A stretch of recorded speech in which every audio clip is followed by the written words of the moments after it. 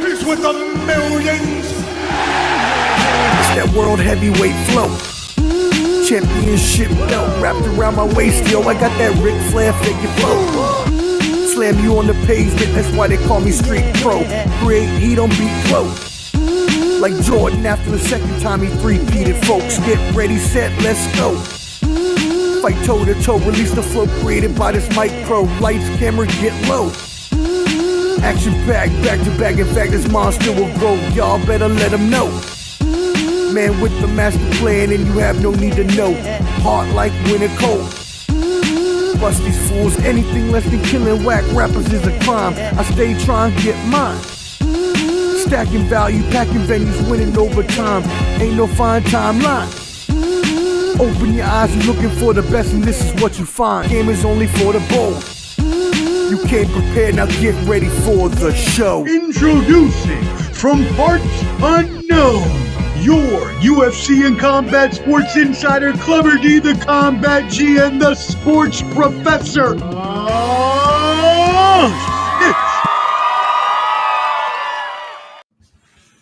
Yo, what up, friends? You know what it is, Ball and Buds is back at it again with another special. Yes, we are bringing the Voltron boxing crew back together for a little boxing champs fight picks and news special. And you know, to my right-hand side, I always got my partner in crime, my brother, our boxing, UFC, MMA, combat sports insider, Clever D. Yo. Some of y'all owe me $5. I'm not naming names, but some of y'all owe me $5. That Uber ride wasn't cheap coming from your mom's house. Damn. He didn't say the walk of shame. He said he took the Uber of luxury. Damn Skippy. Black XL. That's hilarious. Y'all make sure you subscribe to Ball and Buds, BALLANDBUDS, handy QR code up there for you at the top. You can find all of our social media. You can also find Clever D's TikTok and YouTube there as well. So please hit that. Make sure you subscribe to Ball and Buds and hit that like button. Whether you're watching now on live or the replay, it is free to you, but very invaluable to us. That being said, let's keep it moving. Again, we are doing some fight picks and news this week. This is promoting the boxing predictions group run by Champ Ross, but George Soros-like funded by this man, none other than the supreme networking boxing man himself, Skywalker Boxing Media. What's good, brother? What's good, everybody? Salute, man. Yo. Yes. Tell everybody where they can find you at, my brother. You guys can find me at Skywalker Boxing Media on all platforms, except Facebook. It's Skywalker Boxeo. And we got some good fights this weekend. Look forward to talking about them. Yes. No, super excited. And we got the crew with us, so we can never at all be mad when we get the crew together on a good boxing weekend. So that being said, let's bring in the foremost boxing historian. If you have not been watching his videos on YouTube lately, my man is deep in the bag. Wait, yeah, I guess that's a pause right there. My bad on that. But anyway, he's still doing his thing, and y'all should make sure you tap in with him. Again, he is just blessing you with boxing history left and right. From 86 Boxing, it's our brother Josh. Yes, sir. Hold on. Let me hit that right there. That's that Dipsy roll right there. See, shout out to Jack Dipsy out there, former world heavyweight champion, the Manasseh Mauler. But appreciate the love there for sure. Salute. No, for sure. I saw that video the other day, and I was like, "Oh, see, we doing it." Okay. Heck yeah. Hey, that's what's up. And you know, last but certainly, oh no, sorry, Josh. Go ahead and tell them where they can find you. My bad. Oh, 86 Boxing everything. Look up 86 Boxing history. You're going to find it, baby. Awesome. All right, cool. Now, certainly not last but not least at all, my man got the fresh cut on, and you know I got to let Clever D hit that intro. Who we got, Clever D? We got the one and only, heavy on the Papi, light on the Yayo, Papi Choon Yayo. Wow! What we got? Yes, sir. You already know. That's what she said. Oh, God bless you. Oh, you got props. There's no He brought play props. with me, Yeah, y'all. that's what I'm What's talking about. going on? Let's That's do it. great. Hey, what's up, everybody, man? I'm happy to be back here with the crew. We do what we do. It's hot out there. Y'all make sure y'all take care of yourself out there, but we got to cook tonight. Yes, we are. And salute to everybody in the chat. Susanna Morihan, salute. Saludos, Let's say Jesus. proud single mother. Shout out to her. It That's what I'm did. talking about. It sure did. We need to make Shout sure we out. promote that. There you go. That's right. Hey, Susanna. Bud Files, shout out. All right, cool. Thank y'all for tuning in. Keep those comments coming in. And again, make sure you hit that like button. All right, gentlemen. Before we get into the actual picks, again, y'all, if you're watching, we are promoting the boxing predictions group run by Champ Ross. If you're interested in a boxing predictions group, you like boxing, even if you're not an expert, you can just do some picks. You get to pick KOs, decisions for the fights for the week. It's fun, it's free, and you can win some money. So if you want to do that, just holler at one of us on here, and we can get you that information. Cool? Shout out to Champ Ross. You're doing God's work. That is, every week he breaks down everything, has the leaderboard and different categories. Stuff is very, very, very legit. And I want everybody on this panel to give that man $50 and give him 50 extra for me. Nope. I mean, look, somebody's got to be shadow funding the organization for there to be money given out on free picks. Tax write-off or something's going on. Oh my God, that's great. You probably could write it off as a business expense if that was your business. They probably do. Look at Skywalker shaking his head. Anyways. All right, cool. So let's start off with news then before we actually get into picks for the weekend. So I'm just going to go around the horn. I know each of you had like a story you wanted to talk about. Clubber D, start us off. The news I'm really kind of happy to see is we're about to say someone's name I don't like saying. Devin Haney and Brian Norman Jr. possibly fighting. That's the fight I'd like to see at 147. If Devin Haney moves up, that way you can shut up all the Devin Haney haters that say that he likes to run, which is only he only did in one fight. We didn't really run, but he's gonna be there with a heavy puncher. Where Brian Norman just went to Japan and knocked out Jen Sasaki, and he lost memory for the last 6 weeks or 3 weeks or so. So Brian Norman's a killer. So I would love to see that style clash. How does anybody else feel about that news? What are we thinking? I mean, they say Devin like to run. I mean, I don't know. I've seen him box and stay in the pocket. It didn't benefit him, but I've seen him do it before. But I tell you what, if there was ever a time for him to box, that would be it. Because it's not for play at 147. You could talk your way real fast into a check that might bounce. Yep. You feel me? So I love it, man. I hope it happens. And you know what? Like my man Clubber said about the Devin haters, or whatever they call them. One thing you can say about the kid is that he fought everybody and he's trying to fight everybody. So that can't be taken from him. Never ducked. Oh yeah. Yeah, props in that regard for sure. And I think he has the frame for 147, but Brian Norman Jr., woo! Man, he looks to be in his bag right now. So I'm for it. Let's make it happen, baby. Skywalker, any thoughts on that? I got Brian Norman Jr. In that fight, man. I just think, I know Devin Haney's good. He's a good boxer, but hey, that power that we've seen with that knockout, that's that's gonna be something else. So it never fails. It never fails. Whenever I ask Skywalker a question, the first thing he does, it doesn't even matter. The fight could be a year from now. This man is going to give you his prediction for the fight. He ain't even going to answer my question. I love it. He's just going to give you the prediction of the fight. You asked me who I have in that fight, man. If it was made, right? So that's great. I don't know, man. I just wasn't. Not even the question I asked. That's what Haney's last performance, bro. You know what I mean? Norman can knock the race Norman's off someone's coming off face. A good performance. Yeah. So, hey, that's great. All right, cool. All right, Ford. Skywalker, did you have news you wanted to talk about? We got Julio Cesar Chavez Jr. going up against Jake Paul. Yep, we're gonna talk about that in a little bit. Yep. Entertaining card coming up this weekend. We got our little brother Vince Paras. He's fighting for an IBF.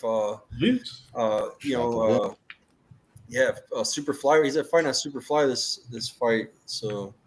Okay. Papi, Choon, Yayo, you said you had something on Benavidez, his brother. What we got going on? Yeah, man. Looks like he done got a 9-month ban for that booger sugar is what they like to call it out there in the streets. So it seems like that booger sugar is available. You feel me? No, but look, hey, he got 9 months for it. I mean, I know somebody that got 6 months suspension for using steroids. So you're telling me that the booger sugar gets a longer suspension than somebody using steroids? Somebody making Did his brother lose the belt for that? Oh yeah, thought so. That booger he lost the belt the first time, first or second time. Lost his belt and lost him second time. That made Canelo the champion. I'm gonna go ahead and say it since not everybody can say it. They got nigga nostrils. You feel me? That's what it's called, nigga nostrils. You got real good smell. That's how I know they are people. But that's hey, when you man, snort, y'all need to put goes the up and booger down. sugar down. Goes up and down. Boxing Kangaroo, shout out, yo! I would tell you, one of the funniest streams I have ever seen in my life was when Boxing Kangaroo, and I don't remember who he was with, but he was with somebody. It was with you, Skywalker, I think. Yeah. And his Australian accent and just everything he was talking about. Oh, it was the one I went on with y'all. The stream I was on with y'all. Yeah. Was that where we talk about the porn, the country box? Yeah. We're talking about the movie theater. I heard him on T Street Controversy page too. He said he'd make his way to Amsterdam for the African women. That's what he said. He said 4 of them tested positive. He said 4 of them tested positive on that card. So there you go. Damn. Wow. Well, Jesus. As Rick James once said, cocaine is a hell of a drug. Surface party in Brazil. Jesus says Devin Hain Ass is going to do a Floyd Schofield versus Norman. Check himself into the hospital before the fight. Hey. There's always the haters out there. They hate him. Always the hater. Always a hater somewhere. Hey, Josh, did you have any news that you wanted to talk about? Anything you wanted to hype up? Well, I got something history related. I'll just throw out there. I'm going to be Please. working with this group, or I guess you can say I'm already working with this group now in relation to Friends of Joe Gans, basically the 150th Joe Gans project. Essentially, Joe Gans, he's out of Baltimore, so there's an effort now to get him a statue in Baltimore, Maryland.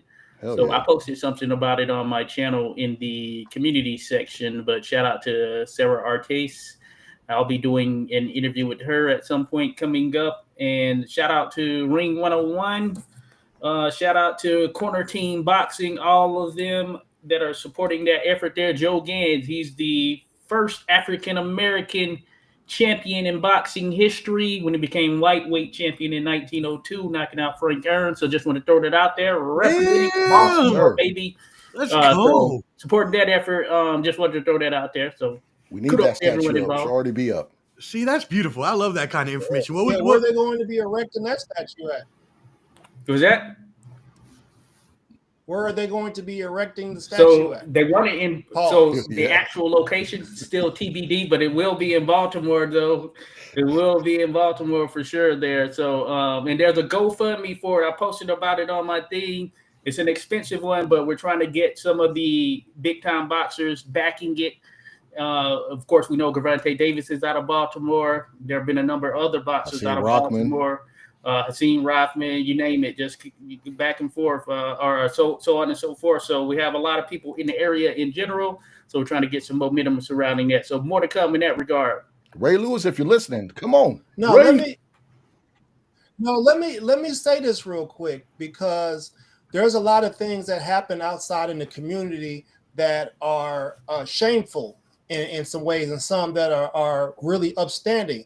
There's no way on God's green earth should they be erecting a statue in Baltimore, a historical statue, and there needs to be a GoFundMe for it. Like, that should be something that I agree with that completely. On some philanthropy type. I don't want everybody to know I pay for it, but yeah, that needs to Somebody got to cover that. It's too many professional fighters that tons. are in that area for that not to be covered. You don't do no GoFundMe for nothing like that. That's wild. Yeah. I agree. So yeah, for those listening, let's get that out there for sure. Yeah. No, that's dope. Thank you. If you're from Baltimore, step Thank up, you for stand telling up. us that. And yeah, no, I agree completely with Yayo. You can't. What a GoFundMe. What are we doing right now, y'all? Come on, like get it together. Anyways, all right, but it's good that it's good that they are saluting and honoring him. That's the good The part. city should pay for it too. Shit. I mean, the city should listen, the easy, city should yeah. pay for it. And it's a Absolutely. tax write-off too. So not only do you get to do philanthropy and do a great thing, All the money You know these me- cities waste, especially Baltimore. Get out of here. Edgar Allan Poe, random statues they have down there. It's ridiculous. Yeah. Oh yeah. All right. Word. Well, let's see what else. We got some more comments here. Hey, Quiz. Is that what that is? Quiz. What's happening? Boxing Kangaroo. My favorite type of weed is cocaine. All right. Well, Oh. thank you, sir. Just like Good it smells. Good to know. All right, cool. Let's keep it moving, and let's again, y'all. We are here for the boxing predictions group. I want to make sure that we keep promoting that. If you do want to get into the group, make sure to hit one of us up. But it's really simple. You pick the fights each week. You say whether it's going to be a KO or a decision, and then what type of decision. People with the most knockouts at the end of the season, or most decision correctly picked at the end of the season, wins money. You also have a season leaderboard, as Clubber D mentioned earlier, which Champ Ross just does an amazing job organizing. It's got to be AI he's using or something. Anyways, so that's why we're here. So make sure if you want to get in, you hit us up, because it's a lot of fun. Like, I thought it was going to be a lot of work, but honestly, if you just have fun with it, it doesn't take longer than putting in your picks every week. Yeah. And I'm a last minute Lenny, so I appreciate you, because I'll be doing that joint like Fridays, You and Saturday Carlos. mornings. You and Me and Carlos Carlos. never play. That's strategic because you gotta see the weigh-in, you gotta see how they look. I'll do none of that. Shit. They don't look like they're gonna fucking fall out. You know, if they look like they're Man, gonna I fall copy and out, paste that bad boy in I my do. phone. I put it over Yeah, here, and I go, this- all right. we'll see how they handle that weight cut. You know what I'm saying? Hey, your performance in the league is Hey, I'm justified. above you. Last time I checked, I think I'm above you, I- sir. So I don't know. I but think I hold was up a above you second. for. Hey, I was Y'all 7 for a got little look- while. I was out of the country, bro. I was out of the country enjoying what God put out here. So I'm on y'all Oh. head this next season. You better know that. I'm always top 10 something, and usually top 5. I You love better that, because I know it. know exactly what you're talking about. That thing was. Y'all know what I'm talking about. In every statistical category, I'm usually top 10, top 5. So I'm somebody to be There reckoned you with. go. Every time Hey. I call a knockout, I lose a I do week. say so myself. Josh greatly post that link down for us. So there you go. That's the link to the future project they got going on. So you can check that out there at that link. Please support that and support our boy Josh in his endeavors. Also, below that on the banner, you can see I put a banner up there, everybody's channels. So make sure you subscribe there as well. All right, Boxing Kangaroo. Champ Ross been around forever. Okay. I mean, I just met my man last year, but he seems like a pretty cool dude, I guess. So Yeah, he's a good Yeah, dude. he good he's people. always been nice to me. So, all right, cool. Let's move it into Friday night. I'm going to try Skywalker, but I'm probably going to butcher it, so you're going to have to back me up. Okay. Arslan Bek Makhmudov. Makhmudov. The guy Hey, that I got twitches. it. He has that twitch in his neck like this. Yeah. Okay, so You gonna do road. he's 19 and 2 fighting Ricardo Brown 12 and 0 10-round heavyweight fight. Hey, Start us off, Skywalker. Hey, Makhmudov, he's a good fighter, man. He's real aggressive. He has he goes one direction. You know what I'm saying? And he likes to bully his opponents, but I don't know about his opponent, bro. I haven't really checked him out, who he's fighting. I'm gonna see his box rec right now. Yeah, he's fighting Ricardo Brown. I got you. You keep talking. Talk about your man. I'll get it. Yeah, Arslan Bek. I want to say he's my man. He's taken a couple losses, man, too. He's good, but he don't have movement, bro. He just lost. He got knocked out by Guido Vianello. Caballel handled him in 4. Body snatcher, Caballel. Caballel. Yeah, Caballel. Ricardo Brown, his opponent, is 12 and 0. He's a 2-star ranked heavyweight on Box Rec. He is Who the has number he one. fought? Nobody. Yeah, It's exactly. probably nobody. Adam Kolarek. Yeah, see, Kolarek. Adam Cole. Adam Cole, baby. Adam Kolarek. I thought I had heard that name before, so I thought y'all would have. Champ Ross himself. Pavel Sauer, Miguel Angel Flores Gomez. I don't know who any of those people are. Anyways, yeah. he's the number 1 ranked heavyweight out of Jamaica. Right. Hmm. 11 knockouts out of 12 victories. We'll see what they can do. I think All right, so Razor Ruddock. He could be a creeper. He's got a lot of first round and second round knockouts. You notice that? A lot of his knockouts are first, second, first, third, first, second. Well, that should tell you something right there.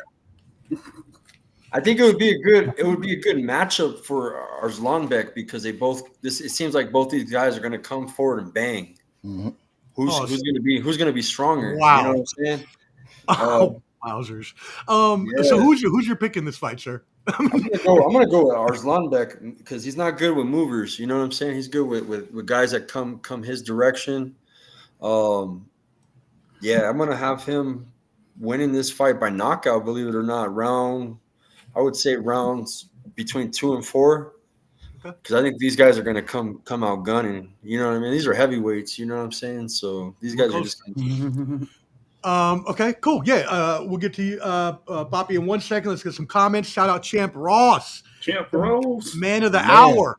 Thank you, sir. We appreciate you. We are promoting that group hard for you. Pause. And hopefully we'll get some extra people in there. Don't look at me like that. He says number 1 in Jamaica. That's like saying he's the number 1 in Wyoming. Nice. Yeah. It's a lot of fracking out there, y'all. Y'all chill out.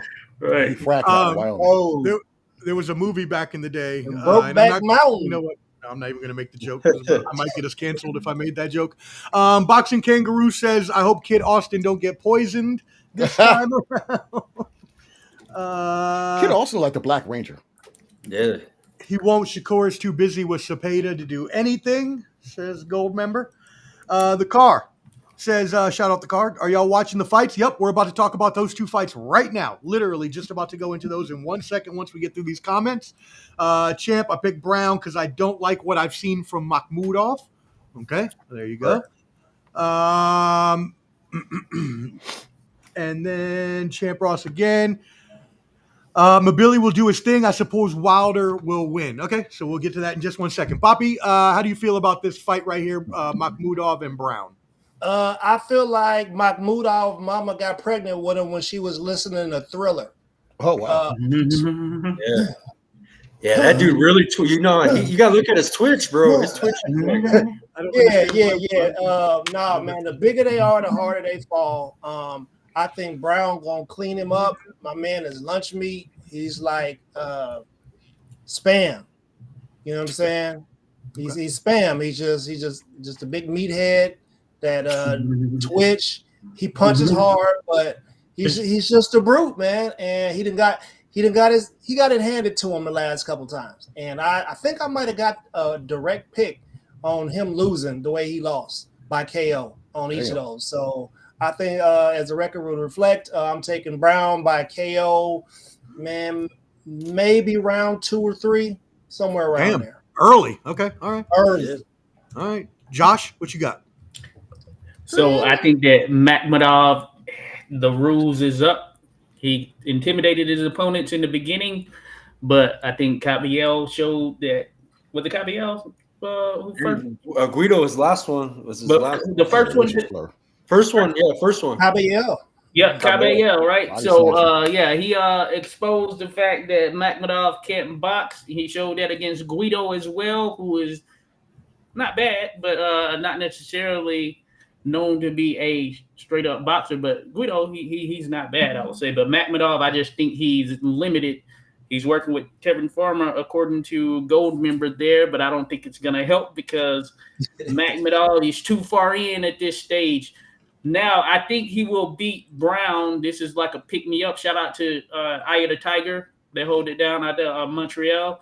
I think this will be sort of like a chance for him to get a little feel-good win. But as far as Makhmudov making any legitimate moves towards heavyweight contention with the title concern, no. I don't see it happening whatsoever. But I got Makhmudov in this fight. Mid-round stoppage. I'm going to say probably around the 5th round or something like that. But that being said, I hope that Brown provides some form of justice in that. I'm just not picking him because I haven't seen him and he hasn't fought anyone of significance. And Makhmudov has that experience edge, I will say. Well, there you go. Makes sense. Clubber D, hit us. You know, I was looking at my picks, and I got Ricardo Brown winning by 2nd round knockout. I feel like Another early one. Okay. I think it's going to be. I don't know if he's going to go to sleep, but he will be on the ground doing the worm.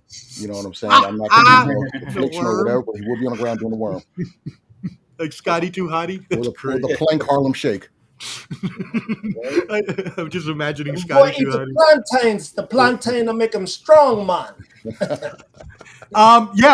Wait, is that did everybody pick Brown then, right? Except Skywalker. Except Skywalker. Yeah, except Skywalker. Okay. I'm going. No, I picked Makhmudov.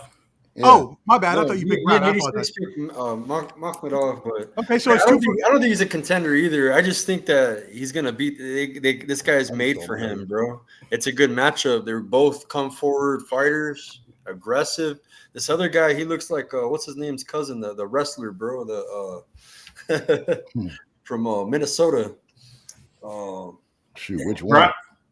Brock. Yeah, there you go, Brock. Yeah, Brock Lesnar. That's what our looks like, bro. He's like a Brock Lesnar of boxing, bro. So that's a big dumb Nordic motherfucker with no movement. Stiff and tired quick. The head movement he does, he twitches, bro. Hey, y'all know the childhood story about the 3 goats and the thing up under the bridge? That's what he built like. Oh, the Billy Goat? Billy Goat? Yeah. Billy Goat, bro. Okay. Cool. All right, cool. So I'll break the tie here. I've got Brown, KO 7, and that was before I knew that Skywalker knew that much about Makhmudov or whatever his name is. So, yeah, I'm going with Brown. KO 7 is what I had in my picks for the week. So there you go. All right, cool. Let's move it on to the next fight of that weekend. It's going to be Christian Mabili, 28-0 with 23 KOs. So very good. Versus Masij Sulecki. Masij, I believe it is. Sulecki, 33-3 with 13 KOs. And so we're going to end with Clubber D for the Deontay Wilder. So we're going to start let's go with Skywalker again. And we'll go back and do the same order again, and then we'll switch it up next time. Skywalker, go ahead. It's gonna be a good fight, man. Sulecki's a pretty decent fighter. He got knocked out recently by Diego Pacheco. He took a loss to Demetrius Andrade, so he's only lost to some good step ups. He lost to Daniel Jacobs too. I just see that on his box rec. But I got Christian and Billy by destruction, KO by destruction. Like, round 4, bro, in Billy style, bro. So his last fight, he went the distance with Sergey Derevyanchenko, very durable opponent. A lot of people thought he beat Triple G back in the day. You know, he's from a country box. Yeah, Jaime Munguia, good fight. He's giving a country box. He's fighting this Tuesday. He's fighting July 1st. Sergey, yeah. Oh shit! Well, then I guess I have to get an interview then. Pledge of Allegiance, and then I don't think he's been tested, man. He's fought Damon Nicholson, is a good friend of mine in '86. Man, we've had him on the show. Damon's a pretty good fighter.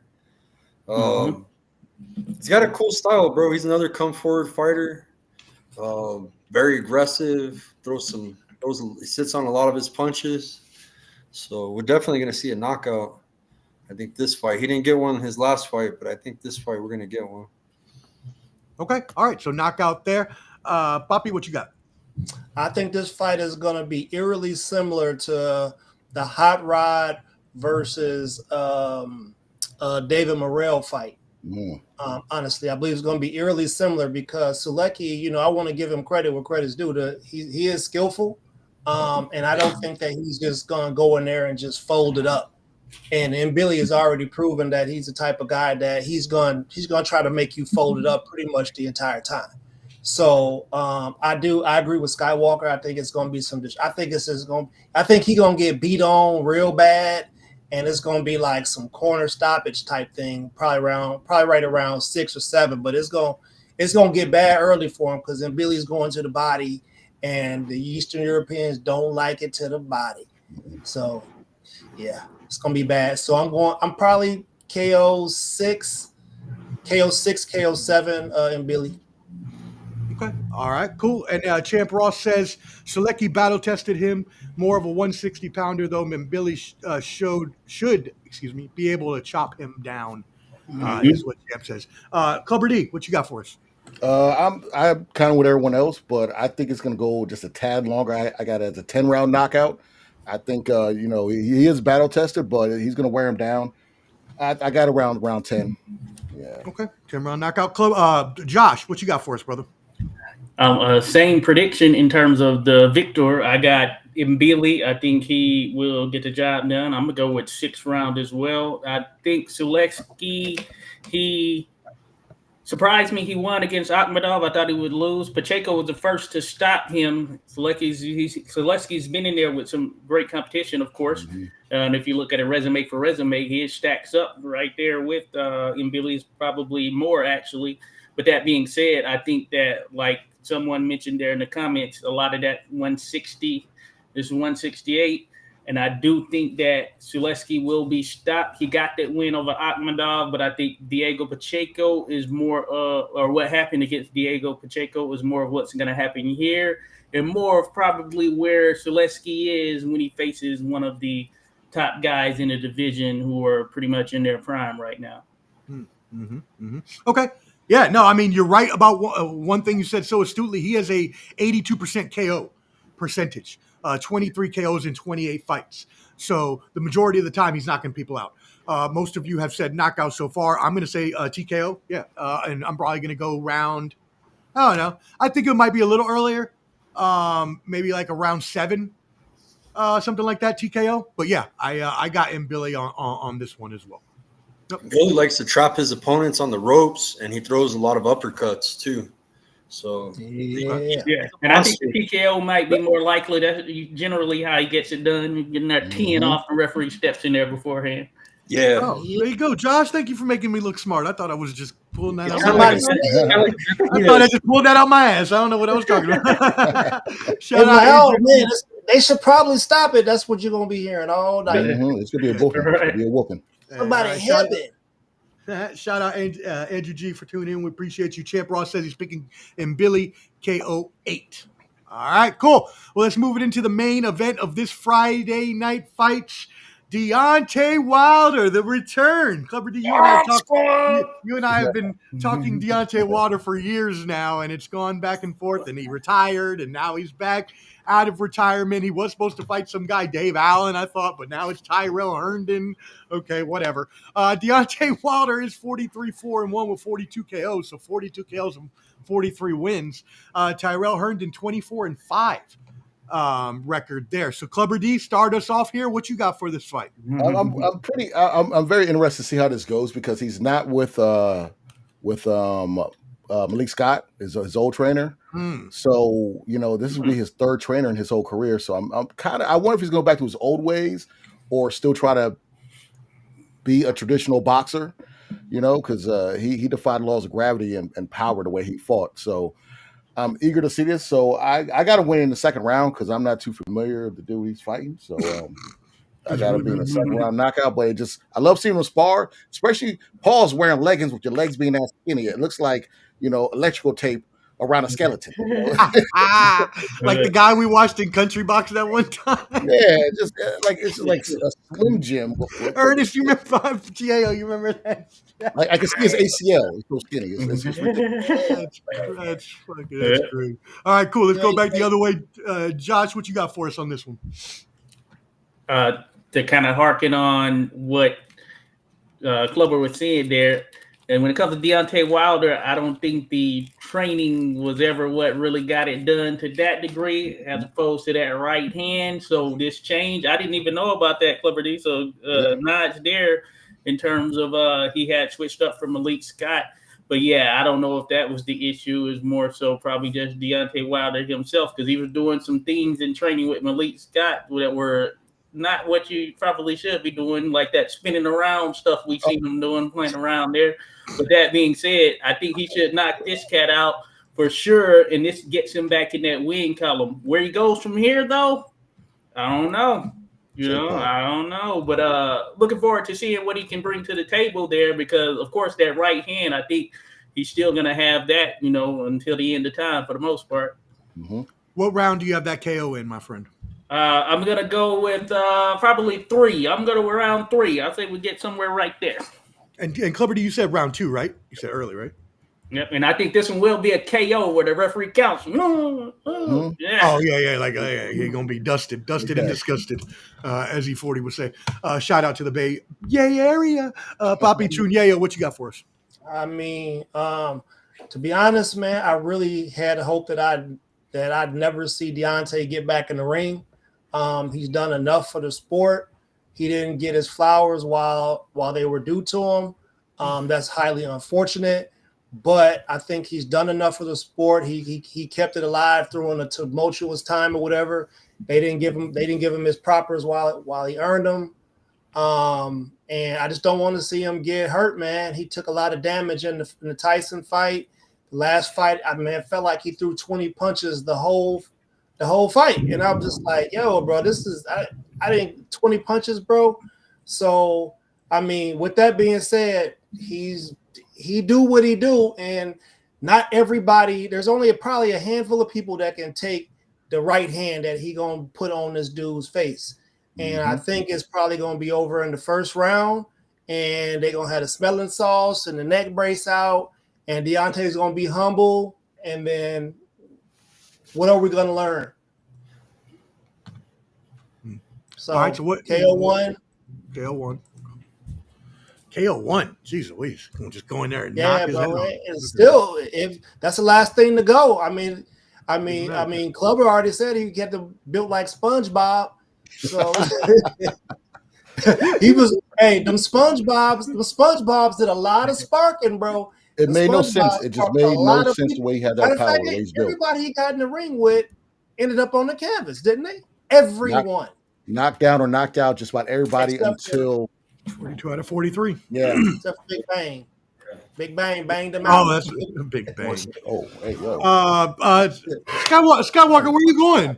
It is literally your turn. I'll go now. Yeah, I don't see any way. I've heard Tyrell Herndon's name before, but it's not like he's that great of an opponent. Hey, somebody knocked on the door. My bad. No, you're good. That's what they call ducking responsibilities. So I'm going to go with Wilder KO4. I agree it's going to be early, and I think it might be earlier now that all y'all went so early. I thought I was early enough, but I'll go KO4 since that's what I picked originally. Skywalker, what you got on this? I'm going to go with Champ Ross and Ernest. I think this matchup, if you look at Herndon's record, out of the 29 fights, he's lost to everyone that had winning records, period. He's fought nothing but 1 and 9 and crazy record. Those 24 wins are against people that are very unknown. I think that we're going to see the power of Wilder, and we might get that AJ and Wilder fight the fans been wanting to see before it expires. I love it. They can still put out about 90 in Wimbledon. Make a lot of money off of it, man. It's AJ's got the hugest fan base. Wilder's got a huge fan base too. I mean, a lot of people are less interested in it, but I mean, I think they need to make that fight happen, bro, because that fight is going to be a fight that never happened, that everybody wanted to see, right? So by the end of this year, people are going to lose interest, so they got to get it done, bro. At least something in the negotiation, something like that. Because, I mean, they're both on the decline, right? You know what I mean? They're both, and that's a fight that the fans wanted to see, so they got to do it. So what was your pick there? I got Wilder KO1. KO1. All right. So very early KOs for everybody. Either 1 through 4, take your pick. It's probably going to be earlier than mine, so go earlier than that. But KO for Wilder. Make sure you check that on your DraftKings, FanDuel, ESPN Bet, and the likes. James too. All right, cool. And also, again, let us know. Do you want in the boxing picks group? Champ Ross does a great job. We will get you in there. Let us know, please, as well. Make sure you tap in and subscribe to all these channels. Banner at the bottom has everybody's YouTube. Please make sure you subscribe and hit that like button if you're watching. We appreciate it. All right, cool. Champ Ross says Wilder KO1, easy money. James S. Shout out, salute. Torres Jr. worked him in 2 rounds. Let's see what else we got. If you take him by knockout straight up, it's minus 330, heavily juiced. Yes, sir. Andrew G. Wilder early. Nice. I'm going to bet it. There you go. Bet on what the experts give you. James S. round 2. Wilder win. So there we go. What's dude's name? Who he's fighting again? What's his name again? His name's Tyrell Anthony Herndon. I got Herndon going to Herndon, Virginia. He's gonna leave. He's not gonna let it rain. He's gonna walk out the ropes. He's gonna get up out of there. It's gonna be like Hellenius fight. It's just gonna be just like that one, I'm thinking, bro. Yeah. The mug getting right out the ring. Hellenius was a tougher opponent than Herndon, bro. Right? Oh yeah. Herndon gonna fold him up like a lawn chair. He's a sacrificial lamb for this fight. They're gonna make that AJ fight. Watch. He said he still wants to catch a body. Wilder said he still wants to catch a body. Hey man, that dude, the dude he's fighting is potted meat. All the people who struggle with potted meat is retired. All right, cool. Let's move it into Saturday night's action. Yayo, we're starting with you on this one. Avius Griffin, 17-0. Going up against Julian Rodriguez. I don't know why I just, he is Spanish, I guess. But I did say Julian. That was weird. Julian Rodriguez. Griffin does own a 3-inch height advantage and also has knocked out 16 people in his 17 wins for a 94% knockout percentage. Papi Choon, hit us off. Split decision, Rodriguez. All right. Easy enough. Josh, what you got? Let me see here. So I know Griffin. I was looking at Rodriguez here to see who he's been in with. He lost to Pedraza. Okay, I think I recall this cat. It's going to be an interesting one for sure. I think this will be certainly probably a step up there for Griffin. So I'm going to go Griffin, though, via decision, points victory. Probably split, yeah. There you go. Split decision. All right. Clubber D, what you got? I don't want to copy Josh, so I'm going to say majority decision Griffin. But I was going to say split. Majority decision Griffin. All right. Skywalker, what you got? I'm going to go Griffin KO7. He fought my guy Huero Sanchez from Albuquerque his last fight. He's a very tough fighter. He's going to be fighting on the Pacquiao undercard too coming up. But I've known the guy. I've interviewed him. He's a beast. He's very confident. We got to get him on the show. He's very confident, bro. He talks his shit, and I like that, man. When you see that in people, yeah, he's a dog, bro. Wait till you see him fight. He's a knockout artist. So I'm gonna go KO7, man. It's a tough opponent. I say later round 7 or 8. Yeah, I say 7. Yeah, I mean, I agree with you. I have KO8 as my pick here.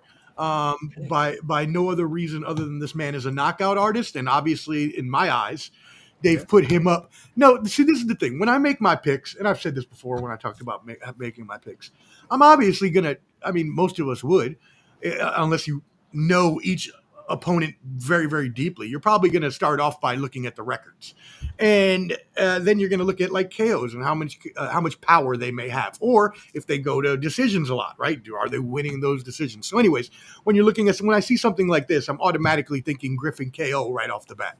So, Griffin KO 8, yes, sir. I would like to retract my statement. I looked at my picks. I was trying to find, and I said, look, if we got thunderstorms around here, things are flickering. That's funny. I got Griffin 3rd round KO. My bad. Okay. I take what I said back from Josh. You can have your split decision. There you go. I said split decision. Oh, okay. Yeah. I didn't get no explanation either. Yeah, opponent's tough. Gotcha. I did all that with Ernest. All right. You just win. You can't knock them all out. Hey, hopefully we don't, but you never know. Salute, Rodolfo. Appreciate you. All right, cool. Rodolfo, all right, what's up, bro? Let's move it in. Another fight here. Josh, we're going to start with you. Floyd Schofield, 18-0, 12 KOs, going versus the aforementioned Tevin Farmer, who we heard earlier was training. My bad. I hate to make fun of him. All good. Go ahead, Josh. Start us off on my this. dog, she made her pick, but this is an interesting one for me. For sure, I like Schofield. I like Farmer, and of course, Farmer more tested, certainly at that elite level, and he showed that he still has plenty in the tank, which makes it very tough for me right here with this one, and this one kind of, man, it's a toss-up for me in terms of I like that youth of Schofield, and I know he had a tough fight his previous time out. I think that's one where he got dropped, and a lot of people were ragging on him. But that being said, I thought he showed some mettle in that contest as well. I wish he would have taken that Shakur Stevenson contest, considering, he seemed to be all about it. Then circumstances all crazy and all that stuff. But, man, Tevin Farmer, hey, he can still do his thing. This is a tough one right here. Man. It's a tough one. I'm going to go majority draw. How about that? I like it. Oh, stole it from Papi. Stole it. Majority draw Schofield. Clubber D, what you got? Like kind of like Josh said, Schofield's last fight, we all remember him getting dropped, but he still came back and won that fight. It was very tough for him. Farmer, I thought he beat Zepeda the first fight. Second fight was close. Was not as close as the first one, but I thought he won the first fight against Zepeda. But for some reason, I think Farmer's age is finally going to catch up with him because he's not fighting somebody like Zepeda. He's fighting a young, hungry lion in Schofield. I got Schofield knocking Farmer out in the 7th round. This is going to be his coming out party to where he's going to talk mess to Shakur Stevens and say, I wasn't really sick. It was the Saudis drugged me. He's going to go back to his poison thing after he wins on Saturday. And we'll get some comments here in a second. One thing is, though, he's still very, very young. Yeah. He's only 22 years old. Yeah, so crazy. He has a whole career ahead of him to get put that stuff behind him and improve. So James S., I'm just scared he does get touched though lately. So hopefully he tightened up on his defense and wins via decision. Andrew G., I don't trust Schofield straight up. James S., Farmer has been getting touched lately, but hopefully, oh, you said that one already. Excuse me. I apologize. Champ Ross, Farmer is so underrated, could give Schofield some issues being tricky. I think he can steal some rounds, but Schofield pulls it out late, split decision. Hey, real quick there, if I could say there, Omar, seemingly there was something wrong with Farmer. I don't know if it's his hand or something in his last contest against Zepeda. So I think that explains. He hung in there for sure. He was definitely getting tapped up, but I think he had an injured hand, or he injured it in the fight early on.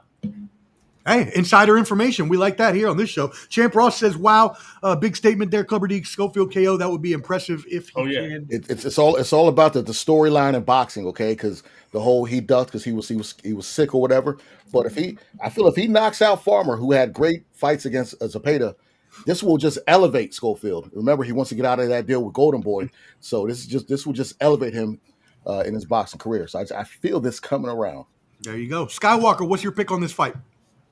My heart is with Farmer, but I believe in the youth, and I think Schofield might get him out of there, and it might be like what Clubber D's saying. It might be his, it's going to stir up a lot of shit talking with him and his dad. And my heart's with Farmer, but I know, and I don't trust Schofield either. I agree with James, but. This is prediction league, man. I even look at the betting line, and I'm trying to look up the betting line right now on it, but I'm gonna go Schofield KO 7. KO. He's with me. KO 7. Now he does have a 67% KO percentage, 12 KOs and 18 wins. Papi Choon, Yayo, what you got on this one?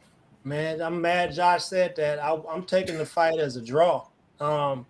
Listen, man, Tevin Farmer is a veteran, seasoned. And I don't know if y'all remember, but I'm pretty sure it was Tevin Farmer and Devin Haney who got the zone off the ground. Tevin fought 6 times over there 1 year. Like, Tevin is a highly skilled fighter, and he still has what it takes, even if he can't see that well. The tank fight should have happened. I think, to be honest, man, I think it's going to be an ugly fight. I feel like it's going to be some head clashes, some cuts, and I'm taking the fight as a draw. I mean, I wouldn't even be surprised if it was stopped early, went to the cards, and was still a draw. So I'm taking the fight as a draw one way or the other. All right, draw for Papi Choon Yayo. I am going to say majority decision Schofield. I believe that. Tevin Farmer, you're right. No slight against him at all. I'm just going with youth in this occasion. So that's my pick there. James S. Floyd to win in round 7 is plus 2,500. Look it. They just drop $1 on it. That's 25. Right. Exactly. If you trust Clubber D, go throw $1. I'll nickel and dime. Minus Yes, 190. Skywalker. Yeah, minus 190. Seven's plus 148. Draw is plus 1,400. 14-1 odds checker. That's all. It's usually like that. Damn. So it's higher odds that he knocks him out in the 7th than it would be a draw. I'm pissed we never got the Farmer versus Tank fight, man. That pissed me off. We should have got that. Because I guess you would think about it, bro. If you get Tevin into the 7th round, he's experienced, so they're thinking like he has to get hurt with something, right? Right. Or he's going to go decision. Right. That makes sense. Tevin fights amazing. He fights very well on the inside. Tevin fights very well on the inside. He hits you in places that you're not getting used to hit to because he's used to fighting on the inside like that. I think, isn't he from the Mustafa School of Boxing? He's Philly. Yes, sir. Shoot. You shoot a jab, they duck under the jab and hit you with the shoulder in your sternum. Huh. Yeah, they ain't used to that. I feel like his last Zepeda was perfect for him. Those last 2 fights, that's a perfect fight for him. Schofield's just a little different. He's not going to fight. How Zepeda's style. He's not going to do that. So I feel like youth is going to win this one. I can't wait. It's going to be a great fight. It's a good one. Yeah, it's a good one for sure. Awesome. All right, cool. Let's move it on to another one. Clubber D, since you are our resident MMA UFC expert, I know you wanted to talk about this one. Holly Holm. Oh, man. Turkey, baby. Going up against Yolanda Vega. 10 rounds. Now, Vega is undefeated, 10-0. Only 1 KO, so a light hitter, but she is undefeated. What you got on this? It's not often you get a Hall of Famer, because I believe she's in a boxing Hall of Fame, right? Holly Holm. Oh, I don't know. She got inducted last year or the year before. Let me see. And she will be a Hall of Famer in UFC. So she's in UFC, boxing. She was a kickboxer also. And now she's going back to boxing. That's crazy. I love the story. He's high level athlete and all that, but she will be losing by decision to Vega. I feel like it is what it is. Home, it's gone. I don't think she can still do it. Oh, there you go. Holly Holm was officially enshrined in the International Boxing Hall of Fame class in 2020, 2021 when COVID happened. Okay, so I know she was. Yeah. I'm a fan of hers. I really do like her. But I think Vega got this. Okay, Skywalker, what you got on this?